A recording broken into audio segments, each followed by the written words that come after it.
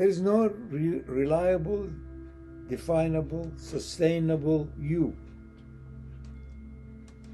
There's only the source from which everything radiates back onto it.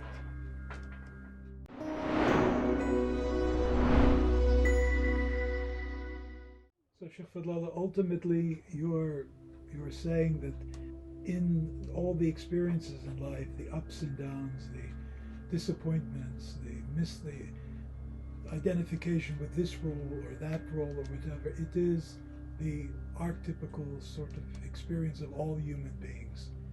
And in that, human beings begin to acknowledge that everything is passing.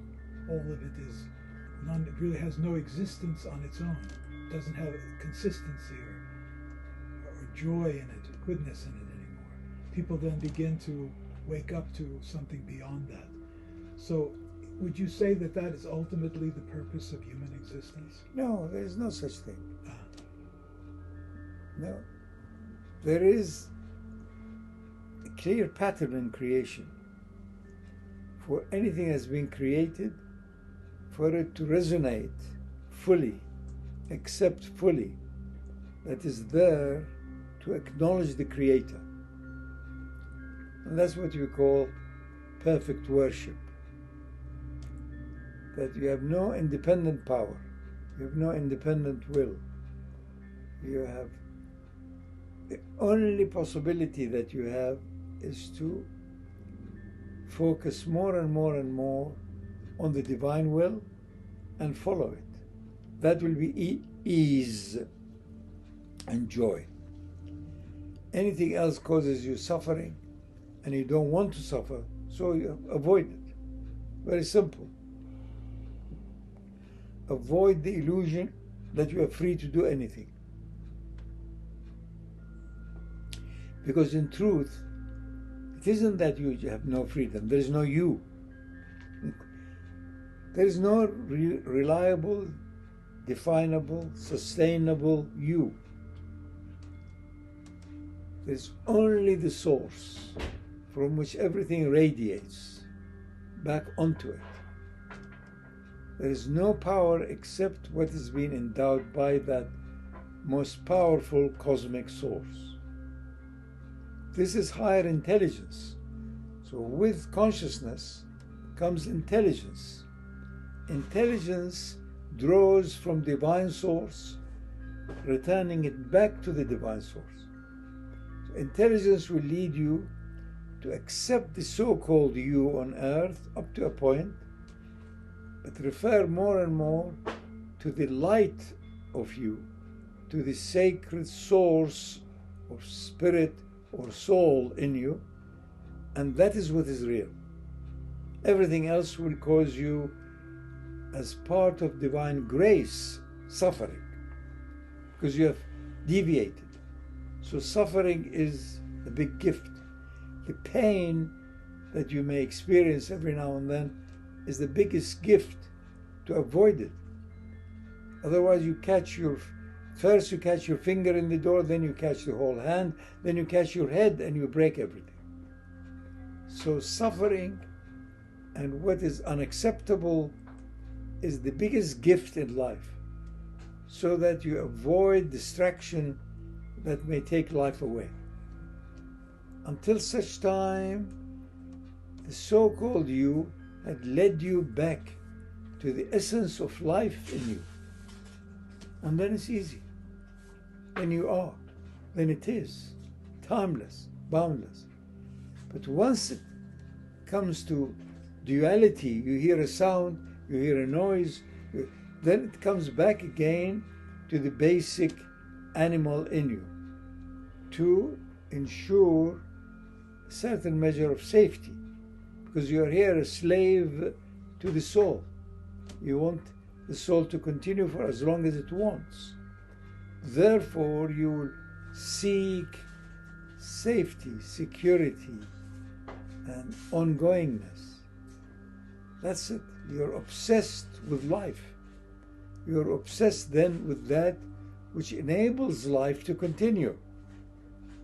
Once there is no you, this is not your business. Life will have its own ways of touching wherever it sees the right vehicle for it to express itself. Endless varieties of life. This isn't only the way that we understand it and sentiency. There is life and life and life and life and life. There is attraction and repulsion at every level.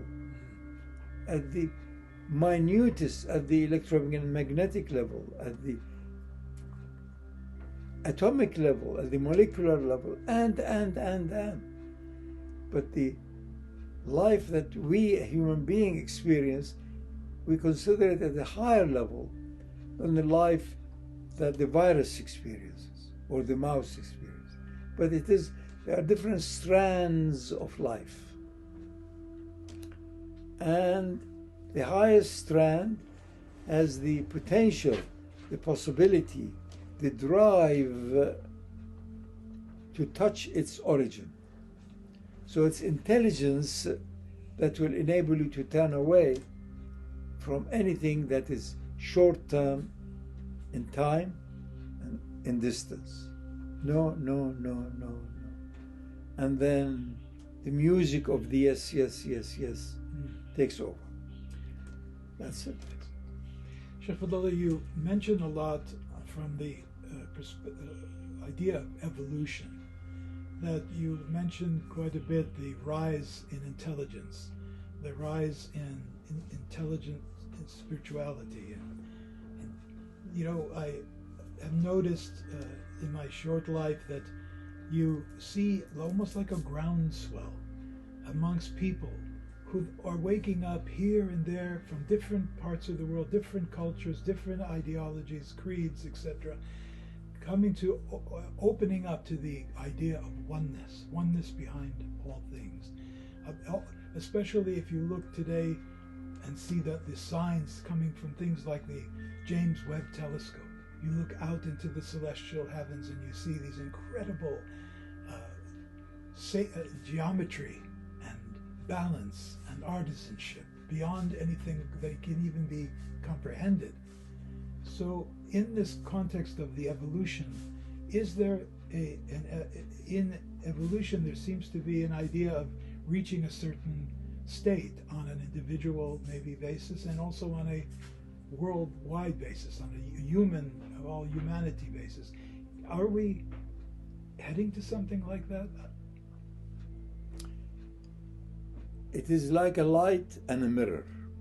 The mirror had to evolve in time for it to become a mirror. The light is perfect, eternal, as it is. So evolution is to do with the creature that can receive and reflect and accept and understand the light. So you need two. What has been evolving is the creature that can accept the immense power and potential of the divine light. That has been evolving. And it had reached a point now where every individual has no option, if they are intelligent enough and if they have suffered enough, they have no option other than leaving aside the conventional level of consciousness. If I am this and he is this and here we are, here we're not. Leave it for a minute and be at the door of pure consciousness. That will give you the reassurance that it was that emerging from divine consciousness that touched this entity, the so-called you in the fetus, and then born, and then growing, and then now you're mature, to realize that this is the ultimate gift that can be ever given by the Creator, Sustainer, Maker of it all. So the only way you can express gratitude is through stillness, silence, and the loss of the illusion that there is a you. The illusion of there is a you to drive you to it. So there is only it. As a shadow, it appears as me. That's all. people who have no shame, who do not feel shy, who do not feel they have no possibility. Because truly, when you realize the immense power of the gift of life, you reflect back with shamefulness as to you think you were. I did this and I did that.